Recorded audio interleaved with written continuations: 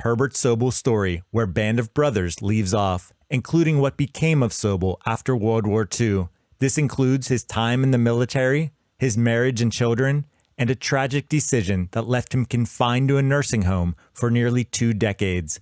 In order to try and put his mental state later in life into some context, it's important to understand what we know about Herbert Sobel that could have contributed to his decline. Herbert Sobel was born on January 26, 1912 in Chicago, Illinois. He was the second of 4 children to the Hungarian-born Max Sobel and his wife Dora, born in Chicago. Herbert had an older brother named Julian and 2 younger sisters, Marjorie and Carol. He was raised in a Jewish family and attended high school at Culver Military Academy, a strict boarding school in Indiana, where he excelled on the swim team. Following high school, Herbert worked as a clothing salesman and went to the University of Illinois, where he studied business. He graduated from college in 1933. Herbert Sobel was then commissioned as an officer in the Organized Reserves, the precursor to today's U.S. Army Reserve. By 1937, he had been promoted to the rank of first lieutenant. In 1940, the year before Pearl Harbor, Sobel was elevated to active duty. He was stationed at Camp Grant on the outskirts of Rockford, Illinois. He then enlisted in the Military Police Corps and was sent to Fort Riley in Kansas. In 1942, Sobel volunteered to join the 506th Parachute Infantry Regiment, 101st Airborne Division, at Camp Toccoa in Georgia. Herbert Sobel became the first member of Easy Company and its first commanding officer. He was in charge of Easy Company during basic training at Toccoa. It is here that we catch up with Sobel during the first episode of Band of Brothers, titled His Men Up and Down Currahee Mountain near Camp Toccoa. As seen in Band of Brothers, it was not uncommon for Sobel to run his men up and down.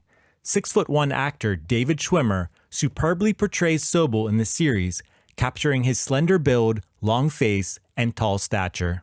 As I detailed in my previous video on the Sobel vs. Winters feud, it's true that as the commander of Easy Company, Sobel was a strict disciplinarian. He was known for his grueling training exercises, including running after a full meal.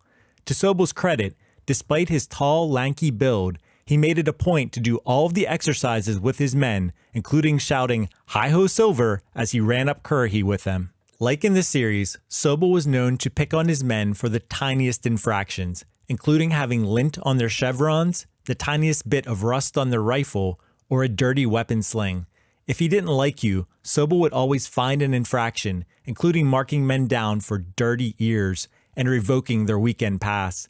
Dick Winters stated in his memoir, "A man could not pass inspection if Sobel had a grudge against him," and it seemed that our company commander held many grudges. A favorite punishment for someone who had displeased Sobel was making them dig a 6 by 6 foot hole in the ground and then having them fill it back in. While Sobel's nitpicking might have seemed excessive to the men, there was a point to it. For example, not taking care of a minuscule amount of rust on a rifle will lead to the presence of more rust, and a rusty rifle becomes a useless rifle, and a useless rifle can get men killed. Making a man dig a 6-foot deep hole in the ground might seem pointless, but being able to dig a good deep foxhole could save a soldier's life when the shells are falling. Sobel's harsh treatment is no different than what Special Forces instructors do today, and in many ways, Sobel's training approach was ahead of its time. And as noticed by Colonel Robert Sink, Sobel got results. His men could march further, perform better in the dark, and physically outperform the other companies. Despite the men recognizing that Sobel's methods were effective, many still despised him. While the series implies Sobel was unique in this sense, in reality, it wasn't all too uncommon for GIs to hate their company commanders. Years later, almost every veteran who served under Sobel in Easy Company would credit him with being the reason for their success as a company and how they managed to survive the war. In a strange way, it kind of filled you with pride, recalled Tech Sergeant Don Malarkey.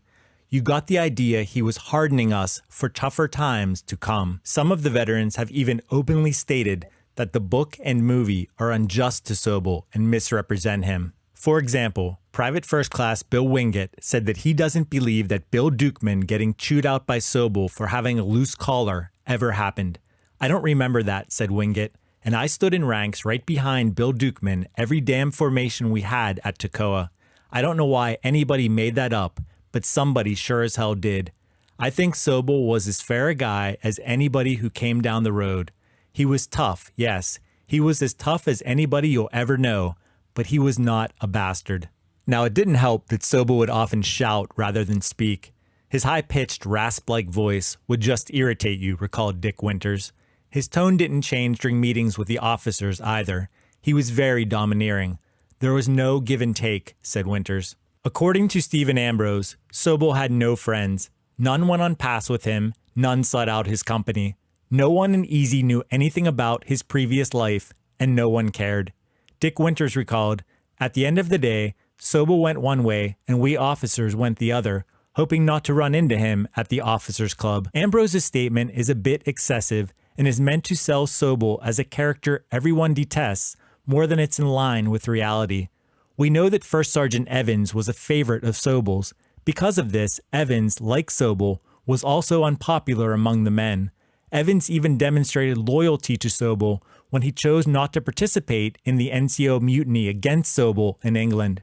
It's also important to remember that Ambrose did not interview every member of Easy Company and instead relied on the viewpoints of a select number of veterans. Colonel Robert Strayer, the 2nd Battalion commander, expressed admiration for Sobel. In a 1992 letter to Dick Winters that Strayer wrote after reading the book, he commented, "Sobel had a lot to do with the bringing together of the men, as he was a rigid disciplinarian, no doubt, which was really needed to induct the civilians into a true fighting force in short time. He was also strict with himself.